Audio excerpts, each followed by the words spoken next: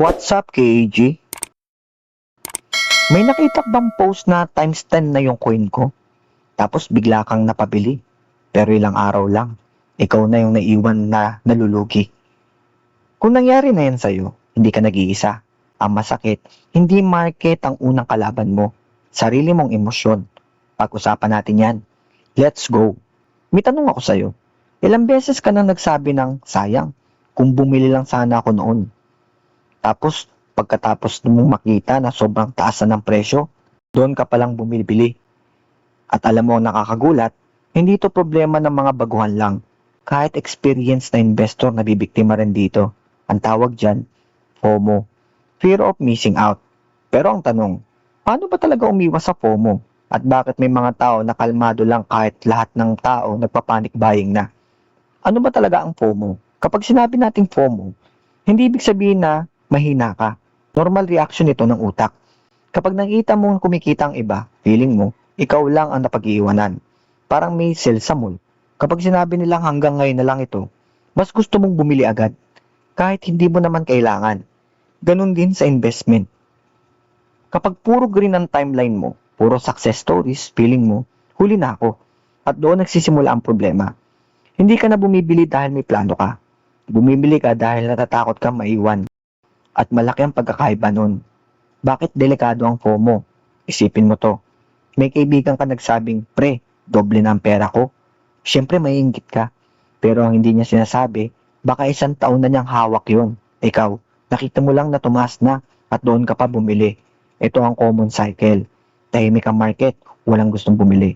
Pagkatapos biglang tataas, lahat excited. Yung media, Facebook, TikTok, YouTube, lahat isang sinasabi. To the moon. At doon pumapasok ang karamihan. Pero kadalasan, kapag excited na ang lahat, marami sa mga naunang bumili, sila naman ang nagbebenta. Kaya maraming nahuhuli sa taas. Hindi dahil malas, kundi dahil emosyon ang nagdidesisyon. Example, may coin na 5 pesos lang. Halos walang pumapansin. Pagdating ng ilang buwan, naging 50 pesos. Ngayon, lahat gusto bumili. Ang tanong, mas risky ba bumili noong 5 pesos o noong 50 pesos na? Maraming sasagot, noong mura. Pero bakit karamihan, sa mahal kayo bumibili?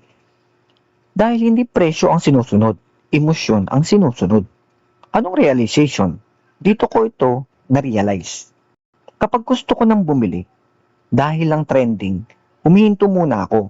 Tinatanong ko sa sarili ko, kung walang nagpo-post tungkol dito, bibili pa rin ba ako? Kung ang sagot ay hindi, malamang, FOMO lang yun. Napansin ko, kapag emosyon ang dahilan, mas madalas akong nagsisisi. Pero kapag plano ang nagiging dahilan ko, mas kampante ako. Anong ginagawa ng mga disiplinadong investor? Ito ang hindi masyadong napapansin. Hindi nila hinuhulaan ang pinakamababang presyo. Hindi rin nila hinahabol ang pinakamataas. Ang importante sa kanila, consistency. May budget sila, may schedule sila, at kahit bumaba, hindi sila nagpapanik. Kapag tumaas, hindi sila excited. Kasi may sistema, at ang sistema, mas malakas kaysa sa emosyon. Dito papasok ang DCA. Dito ko rin naiintindihan kung bakit maraming gumagamit ng DCA. Hindi dahil siguradong kikita. Walang guarantee sa market. Pero dahil nababawasan ng emotional decision, halimbawa, may 100 pesos ka kada linggo. Hindi mo iniintay kung kailan perfect ang presyo.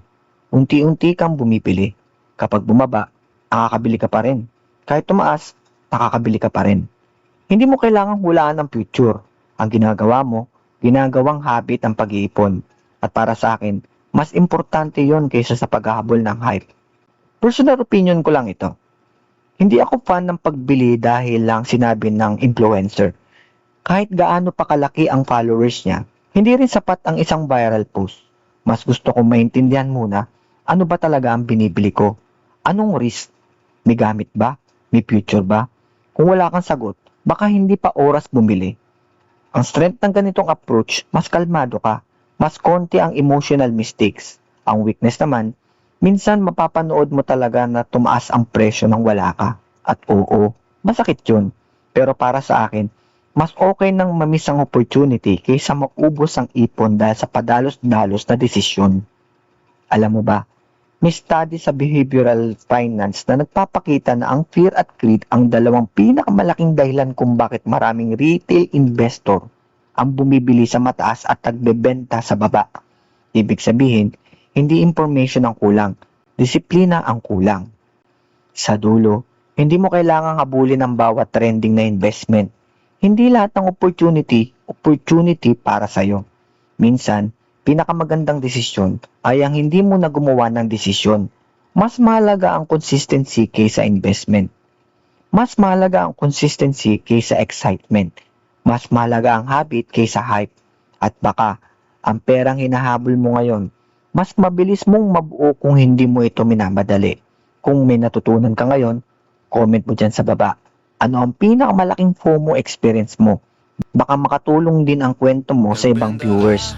At kung gusto mo pa ng ganitong usapan tungkol sa tamang paghawak ng pera, investing mindset at crypto para sa mga baguhan, subscribe lang dito sa aking channel para hindi mo mamiss ang mga susunod nating kwentuhan. Game on!